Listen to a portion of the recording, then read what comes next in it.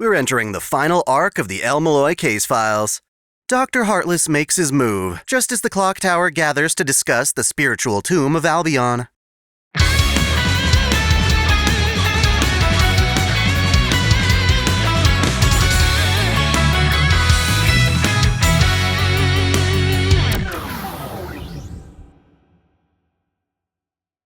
Welcome back to OtakuDaiKun, Dai here, and it's time to cover the 8th volume of Lord el-melloi II case files.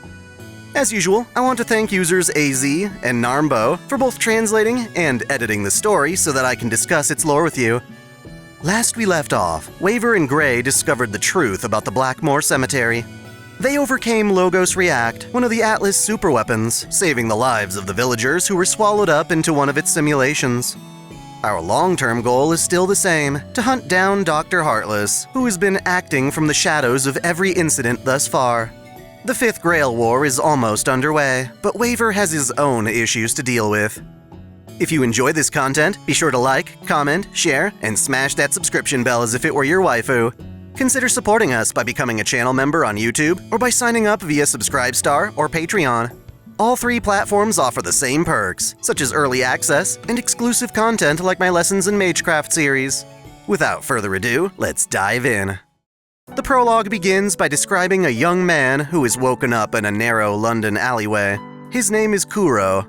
As a mage, he's exhausted much of his internal mana, or ode, and is barely clinging to life by circulating whatever energy he has throughout his body.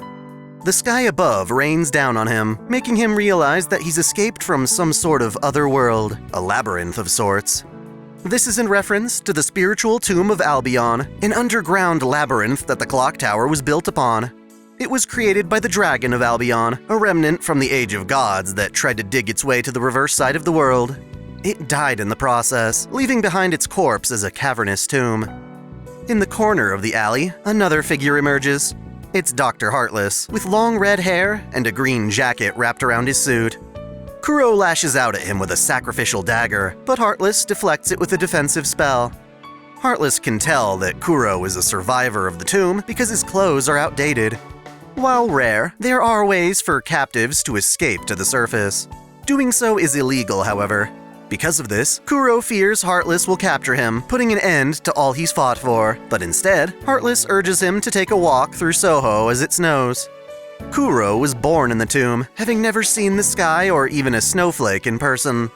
Despite being injured, he follows Heartless to the Department of Modern Magecraft before passing out on the stairs.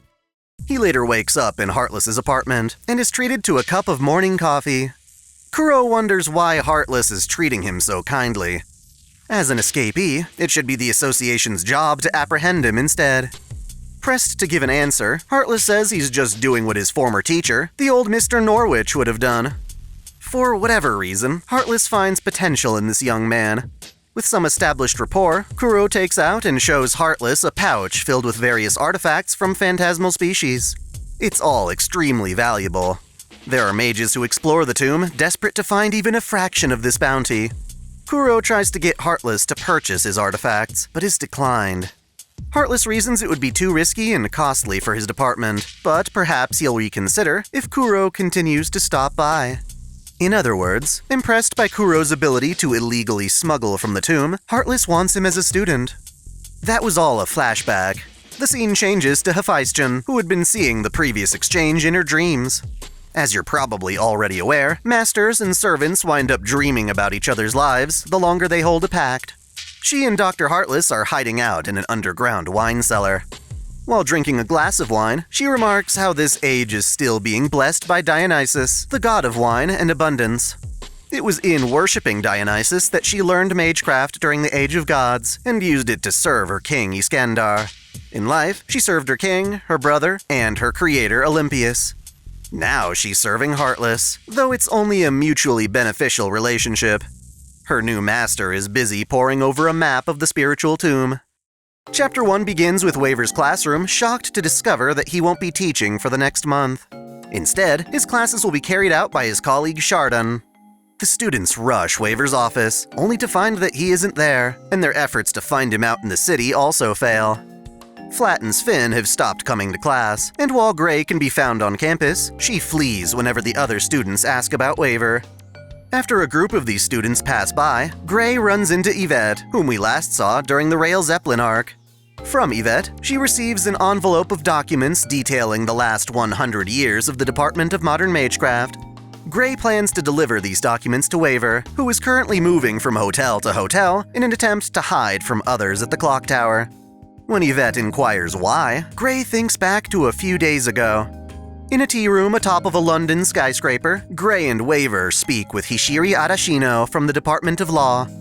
Given that Doctor Heartless is her brother, Hishiri wants to know how he was involved in Waver's last case. Both of them witnessed on Rail Zeppelin how Heartless took advantage of the Fifth Grail War to summon his own servant. Because of this, it's assumed that once the Grail War comes to an end, Hephaestion will disappear like all the other servants. This means that during the next 2 or so weeks, Heartless will be making a move. To make matters worse, Hishiri sneaks Waver an invitation to attend the Grand Roll, a special meeting between Lords of the Clock Tower where the most important decisions are made. In a previous Grand Roll, it was decided that the el-melloi faction would lose jurisdiction of their Department of Mineralogy and had to settle with Modern Magecraft instead. Back to the present, with documents in tow, Gray rendezvous with Waver at one of the hotels. To little surprise, Waver is also hiding alongside Flat, Sven, Rhinus, and Trimau. According to Rhinus, the Grand Roll is a big deal, a decisive battle between warring mage factions. They need to be prepared for whatever the other lords propose. Even though they aren't responsible for Dr. Heartless's schemes, other lords may use his actions as a way to attack the el-melloi faction and snuff them out for good. The info that Yvette gathered is special because she's a spy from the neutral Meloastia family. Even if it's stuff they already know, a lot can be gleaned from how the Meloastia view this whole Dr. Heartless drama. Waver steps out of the shower, admitting that even though they've been hopping hotels, 2 letters still have come to them. One is from Melvin on behalf of Inorai, the democratic Valueletta Lord. The other letter is from Lord Euliphus of the Aristocratic faction, in charge of spiritual evocation. Going forward, Team Waver decides to split up. While Waver and Rhinus go to meet with the lords who sent them letters, Sven, Flat, and Gray will investigate the information they got from Yvette. Let's talk a bit more about the spiritual tomb of Albion. It's split into different layers the further down you descend. The second layer is referred to as the Great Magic Circuit, or Vein Corridor ad Vena. Either from the dragon or the earth itself, this section is a series of tunnels that, according to Britain's Mana Leyline, stretch out to become a giant magic circuit underground. This one layer alone has over 78 different floors, reaching up to 37,000 meters from the Earth's surface. Mages hoping to excavate the tomb need to venture in groups of at least 5. It takes 2 for the excavation, 1 to be a lookout, and 2 others to fight off hostile phantasmal species. Kuro, the survivor from the Prologue, thinks back to his memories from over 10 years ago. The best years of his life were when he'd explore the caves with his team, which consisted of 2 brothers, a mage named Giselle, and a dark-skinned woman he was attracted to. While he is close to his team, he initially refused to mention he became one of Dr. Heartless's students.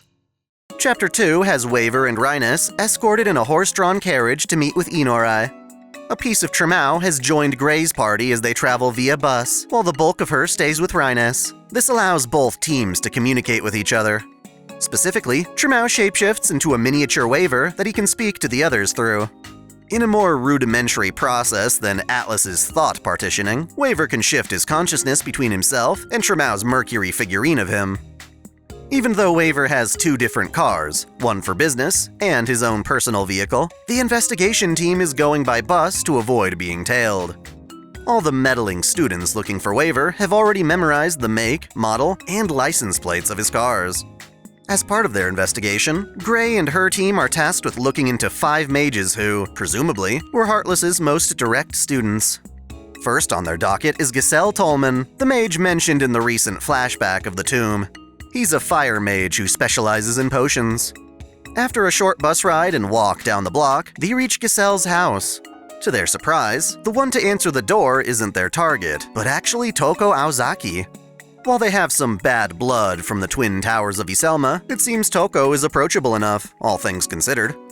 She invites them in, and Sven can smell all manner of medicines and potions. While Gray and her team drink some coffee, Miniature Waver discusses Doctor Heartless with Toko. She's apparently also here to see Giselle, but since he's not around, she took the liberty of entering uninvited, helping herself to his coffee. Getting serious, she takes off her glasses, and the two parties corroborate their information. After seeing the list of Heartless's students, Toko notes that two of them aren't worth looking for, as they've totally disappeared. In fact, this may very well be a serial disappearance case, including Giselle, who's been missing for 3 days. She also mentions how all 5 of Heartless's students are former survivors of Albion. While Miniature Waver explains to Gray what Albion is, his actual body escorts Rhinus out of their carriage. At their destination, Waver and Rhinus meet Melvin. As usual, he vomits up blood like it's no big deal. He's insufferable, gesturing broadly to dramatize the majesty of his friendship with Waver. For as ridiculous and unpredictable as he is, Melvin is generally reliable. At the very least, Rhinus hopes that he can survive long enough to finish repairing the el-melloi crest. Back with the investigation team, Lil Waver climbs onto the table and gives his lecture on Albion. He explains that, while stories like the Minotaur popularized the idea of labyrinths being complex and disorienting, the original concept of a labyrinth only had one path. Sure, it would wind all over the place, extending one's journey, but it never had multiple paths to get lost in. Instead, the labyrinth's original purpose was to make people feel removed from the outside world. As they progressed into the center of a labyrinth, they would become isolated and were forced to confront themselves. The real thing to fear wouldn't be a monster, but rather a version of yourself found deep within. Gray can't help but compare this to the catacombs of her hometown. Similarly, labyrinths started to serve other purposes. Venturing through one could be seen as an initiation, a process of experiencing death and rebirth. Churches would use labyrinths to have followers confront and escape from sin. Mages each have their own mental labyrinths, aspects that are difficult to understand unless they can venture deep within themselves. That all is symbolic, but Waver asserts that there really is a giant labyrinth beneath the clock tower. In fact, the clock tower was built atop it to prevent any of the 12 families from claiming it all to themselves. Mystery may have declined severely after the Age of Gods, but deep beneath the earth, where mankind is hardly explored, it still thrives. That's why Albion sought to dig underground to reach the reverse side. The dragon tried to access a richness of mystery where it could still traverse between textures. Now, its very corpse helps preserve all manner of mystical and ancient phenomena. To benefit from all this cool stuff, the clock tower excavates the tomb, trusting an organization named the Secret Autopsy Division to manage what goes on down there. For a moment, Waver is distracted by his real body. On their way through the Valualetta estate, Melvin warns that most of the Democratic faction wants to eliminate the el-melloi family, since they're an easy target. Thanks to their prior interactions, however, Inorai has taken a liking to Waver. This isn't as nice as it sounds, though. The el-mellois are still part of the aristocracy, so having an ally on the Democratic faction causes tension. Suddenly, Melvin claims to be selling Waver out for his own benefit. What awaits them inside the mansion isn't just Inorai, but also McDonnell Trembelio Elrod, the leader of the entire Democratic faction. For reference, here's the diagram of different factions in the clock tower. This burly guy is the head of the Trembelio family, who preside over the Department of General Fundamentals, or Mistille. For as intimidating as Zeppio was, this guy's a more direct superior, so Rhinus instinctively bows in his presence. For as humble as he acts, McDowell has come prepared, dressed in various protective mystic codes that make Waver seem naked by comparison. Even though she tried hard to conceal information, Rhinus is thrown off guard by how much McDonnell already knows about their encounter with the head of Atlas. He invites them to have a long discussion over a fancy meal.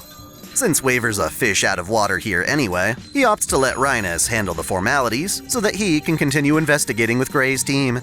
After all, if they're going to gain anything from this interaction, they need more bargaining chips. So, back to Albion, the spiritual tomb presents a new opportunity for struggling mages. Even if their magic circuits suck, they could gain fame or power from things they bring back from excavations. The problem is, the Secret Autopsy Division doesn't just let anyone explore the labyrinth. They give out special permits to certain mages, but for everyone else who isn't officially approved, trying to enter and then exit is illegal. That's why Kuro, our surviving mage from the Prologue, was worried about being captured. He also said he was born in the tomb. That's because the first layer, called the Mining City Magisphere, serves as a place where excavators live when they aren't permitted to return to the surface. There are far more people who enter the tomb than are permitted by the Autopsy division. Without permission to leave, they're stuck in the tomb, treated like slaves. Of course, some of these mages are able to overcome the odds, either by sneaking out or paying their way to the surface. Said mages are called survivors for that very reason. The 5 survivors Waver's looking for were all part of the same excavation group. Giselle paid his way out, which typically means forfeiting all the artifacts he discovered. However, his workshop is still filled with excavated artifacts. Either he bought them back after obtaining his freedom, which is unlikely, or he smuggled them out at some point. Heartless probably selected his students so that he could help them smuggle artifacts from the tomb behind the Autopsy division's back. This whole time, Flat and Sven have been busy essentially hacking Giselle's workshop. Announcing their success, one of the doors opens, releasing smoke into the room. Flat may have acted without permission, but in exchange, he discovers that someone else has already tried breaking in, someone other than Toko. Apparently, the workshop used shadow art as a puzzle of sorts, and after analyzing it a bit, Flat was able to unravel its formula, impressing Toko into thinking he's the type of person who could reverse engineer one of her puppets to derive its blueprint.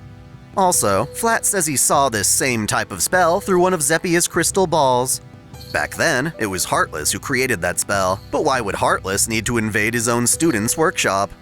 Waver tries to make sense of this while also juggling his conversation with McDonald in his real body. This guy lives life to the fullest. He has 6 wives and 13 daughters. He says it's hard finding the time to show all of them love, but I'm curious just what that love looks like. Tokiomi claimed to love Sakura, after all, and look how that turned out. The feast McDonald has prepared for him is equally boisterous, being both lavish and hearty. As they eat, he asks about Waver's approach to teaching.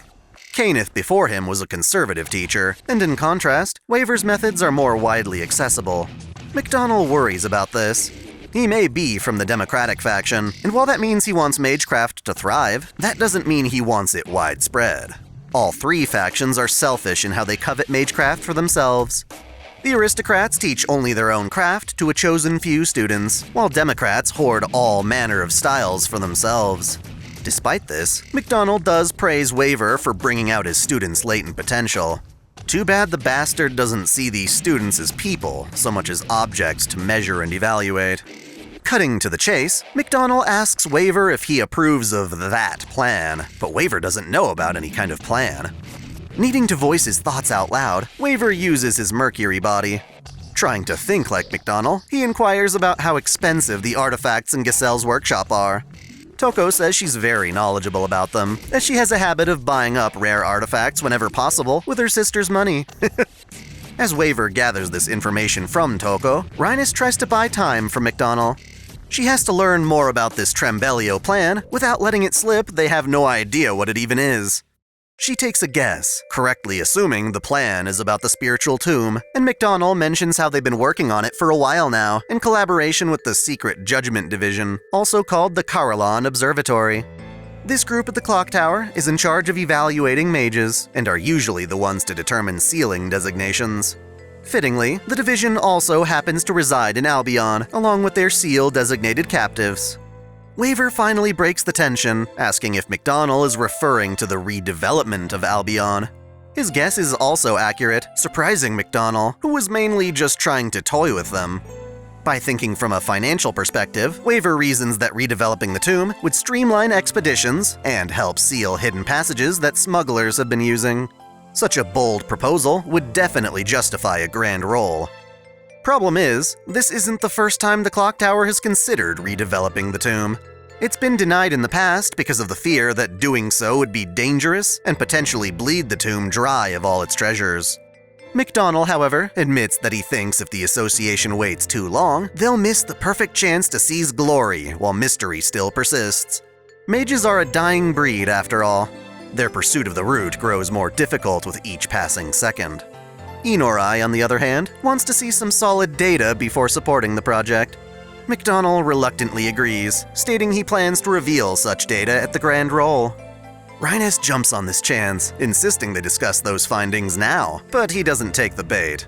They'll have to wait until the big day.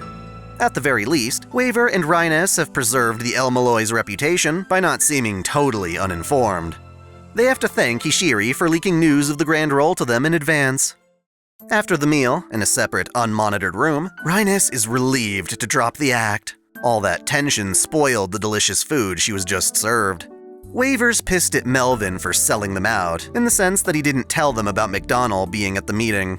That said, while it was stressful, it helped accelerate their investigation. Now we know the grand roll is meant to discuss redeveloping Albion. It's no coincidence that Heartless and his missing students somehow factor into that.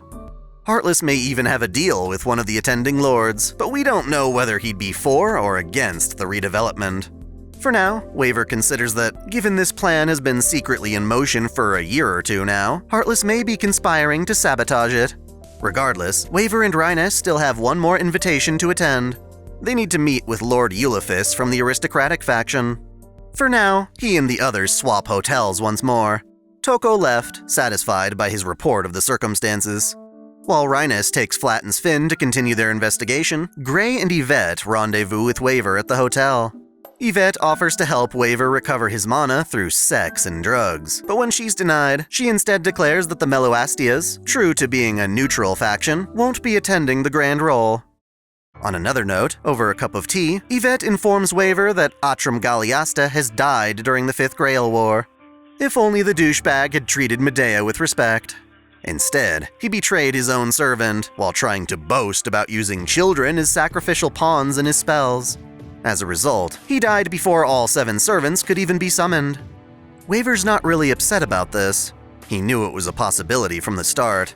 Atram living would only mean someone else had died. That's the nature of the Grail War.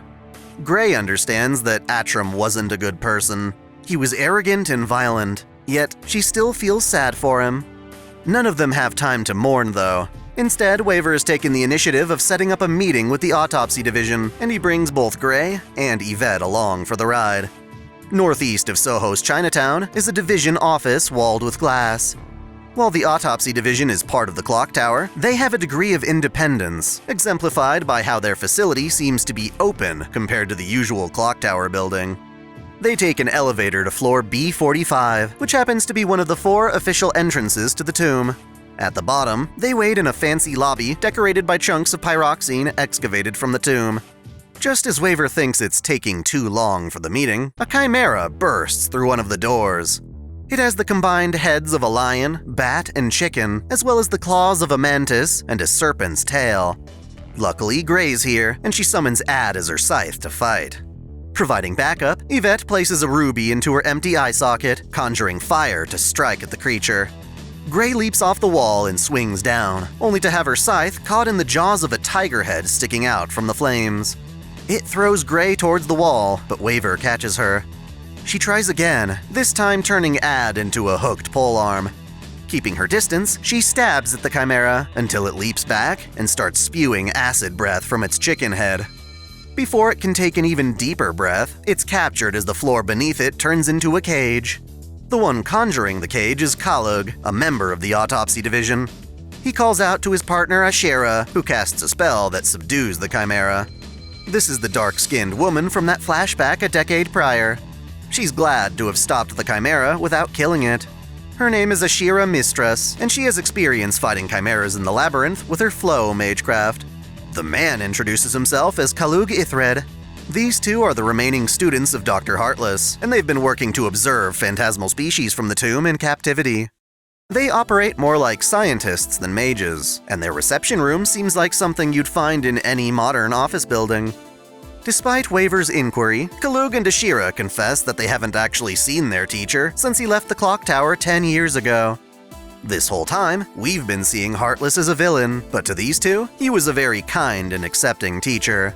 His mantra was to dedicate your life to the most radiant thing. Conventionally, that would mean pursuing the root, but Kalug suspects that Heartless had his aim on something else. The topic changes to the missing survivors. One of them, Jorik Curtis, as Kalug's little brother. He's obviously distressed by the disappearances, but doesn't have any new information to provide. With that, Waver, Gray, and Yvette leave the reception room. The two partners remain, worried that Heartless, knowing what they've done, has come back for them. Despite this, Ashira insists on leaving the facility, giving a final farewell to Kalug. Thanks to Yvette's mystic eye of emotion sight, she can confirm that Kalug and Ashira were telling the truth. That said, she thinks they know more about the disappearances than they let on. Unable to tell what they were hiding, Waver instead brings up how Heartless was supposedly kidnapped by fairies as a child, and in the process, inherited some kind of gift. Legends of fairies are quite common, such as the gifts Excalibur and Avalon given to King Arthur. More recent stories, however, describe the gifts of fairies coming at a cost. Waver goes straight from his meeting with the Autopsy Division to his meeting with Lord Ulifus, an old man who has invited him to the balcony of a nearby cafe. His full name is Ruflius Nuada Re Ulifus. Just as Waver has brought both Yvette and Gray along, Ruflius has come to this meeting with Olga Marie Animesphere in tow. Because the Department of Astromancy is usually too busy out in the mountains, Olga is here on behalf of her father regarding the grand role. While Waver has only met Ruflius 3 times, the old man used to be a long-time mentor for Cainith. His Department of Spiritual Evocation teaches just that, the calling of dead souls to do one's bidding. People would say that the dead bowed to Ruflius. For his age, he might seem weak, but Gray suspects he's strong enough to kill all of them if it came to it. Unlike the Trembellio family, Ruflius opposes the plan to redevelop Albion. He claims it's too dangerous. However, he also wonders if it's possible to guarantee that the redevelopment will succeed. He suspects McDonnell wouldn't be proposing this plan without proper insurance. Thus, Ruflius asks Waver to spy on McDonnell and figure out what these preparations actually are. Based on some advice from Rhinus, Waver then asks how that would benefit the Aristocrats, which makes Ruflius angry. The old man sighs and dismisses the idea before holding up one of the rings on his finger. This activates a spell, causing him to suddenly vanish. This was good, because Waver had no intention of becoming a spy. Having little to add, Olga simply asks them to send her regards to Rhinus before also vanishing. Rather, Ruflius and Olga weren't actually there in person to begin with. They were using a spell to simulate the space around them, so that they could speak without being overheard by the public. Now that their meetings are done, Waver sends Yvette to go back home. He's in a tense position, not knowing which of the Clock Tower lords might be working with Heartless. Even Olga's father, Marisbury, once asked Heartless to look into the Holy Grail Wars. It's too soon to trust anyone. At yet another hotel room, Waver meets with his intrepid crew to recap who will be attending the grand role, having Sven draw a diagram to keep track. They also recap Heartless and his students, who are most certainly involved. We've met Kalug and Ashira, we've been to Gessel's workshop, and we know Jorik is Kalug's brother. That just leaves one more survivor, the guy named Kuro, the mage described in the prologue. Since we still don't know why the students are going missing, Waver plans to resume his investigation in the morning. Instead, however, he and Gray are called back to the Autopsy Division, where they meet Hishiri Adashino in the basement. She's here because the Faculty of Law has been summoned to a murder scene. The 3 of them proceed deeper into a laboratory, where they find dozens of phantasmal species dead on the bloody metal floor. Just past the creatures, they also find Kalug's mutilated corpse. Waver reasons that Heartless and his servant must have done this. Hephaestion, being both a warrior and a mage from the Age of Gods, would have been able to slay these creatures even without her noble phantasm. This would imply that Heartless has been killing off his own beloved students, a taboo that Waver didn't want to consider. Still, why has only Kalug been murdered in such a brutal fashion?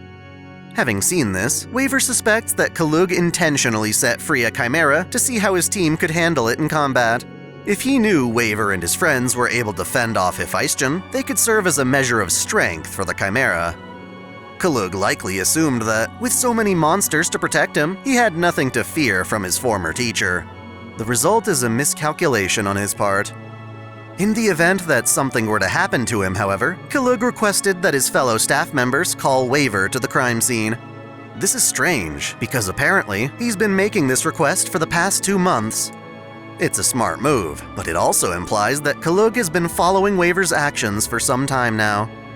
Waver wonders how Heartless and his servant could have gotten to this underground room without alerting security.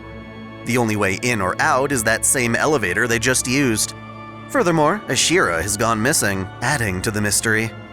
As Waver inspects Kalug's corpse, he discovers a piece of metal stuck in the guy. Given how Kalug was able to create a metal cage to trap the Chimera, it's likely that he left a hidden message in his own body for Waver to find. As such, Waver keeps it to himself in gray, reading it later to find out that it has an address written on it. Suspecting that Hephaestion might be at the location, he decides to only take Gray with him, not wanting to endanger his students. Speaking of his students, Flat and Sven look at records from the Department of Modern Magecraft and notice that, around 10 years ago, the department's finances didn't add up. These discrepancies can be explained if you consider that Heartless was using his students to smuggle artifacts from Albion. If the other lords were to discover this, it could be used to paint a target on the entire department that Waver is now in charge of. Basically, he could get blamed for this smuggling. As the two of them try to change the subject, Sven almost sniffs out an intruder, but it gets away. Turns out, Toko has been keeping track of the boys since they last parted, using one of her familiars, a mechanical mayfly, to follow them. Clearly, she has her own agenda regarding the Grand Roll. Kalug's dying note leaves Waver and Gray far north, past a suspicious bounded field, to an old wooden house. It's the wine cellar Heartless and Hephaestion have been using as a hideout. In the basement is another evidence board, like the one Heartless left behind at the Blackmore Cemetery. It's as if Heartless is leaving Waver clues, taunting him. Somewhere else, flying in the sky via chariot, Heartless and Hephaestion reflect on their relationship as master and servant. As a reminder, while I use the name Hephaestion, recall that she doesn't actually have a name of her own. She spent her life as a body double, never embracing her own identity. Living in the shadows of others, she never belonged near those who shined brightly. As such, she finds Dr. Heartless and his sleuthing to be a great match for her. The two of them travel to Slur Street, where the Department of Modern Magecraft resides. Overlooking her target, Hephaestion calls upon her noble phantasm, Hecatic Wheel. Back at the wine cellar, Waver finally figures out the evidence board. It refers to a seal-designated spell. Naturally, this means that the mage who invented the spell also has a sealing designation placed on them. Waver is shocked to find that this sealing designation was issued to a mage named Emiya, a name he recognizes from the Fourth Grail War. Reading even further, Waver discovers that the spell Heartless and Faker are trying to use is based on the one Gray's hometown invented to resurrect King Arthur. In this case, however, it seems Heartless's goal is to use Hephaestion's Saint Graph as the foundation for summoning her proper form, that is, the actual Iskandar. Given that this is what Waver has wanted for so long, he now finds himself unsure of how to proceed. Is Heartless really the enemy if their respective goals align? To find out, you'll have to stay tuned for the next volume. This arc about the Grand Roll continues for the next 2 volumes, wrapping up case files and paving the way for its sequel, The Adventures of Lord el-melloi II. I'm excited to be sharing this with you, and I hope you're looking forward to the rest. Thanks for watching! If you enjoy this channel, help us grow by liking, commenting, sharing the video, subscribing to OtakuDaiKun, and most of all, smashing that notification bell so you don't miss out on all of our anime discussion, lore, or Let's Play content. You can support us directly through Patreon, Subscribestar, or our YouTube membership, all of which come with benefits like exclusive vids and early access. As always, celebrate your fandom!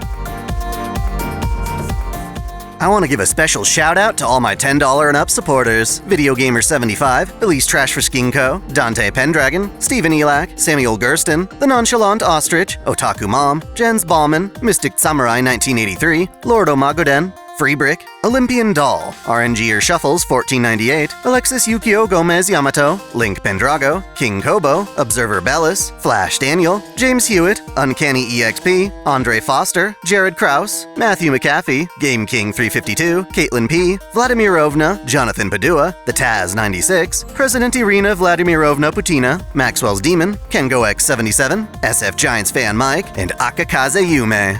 Thank you all so much.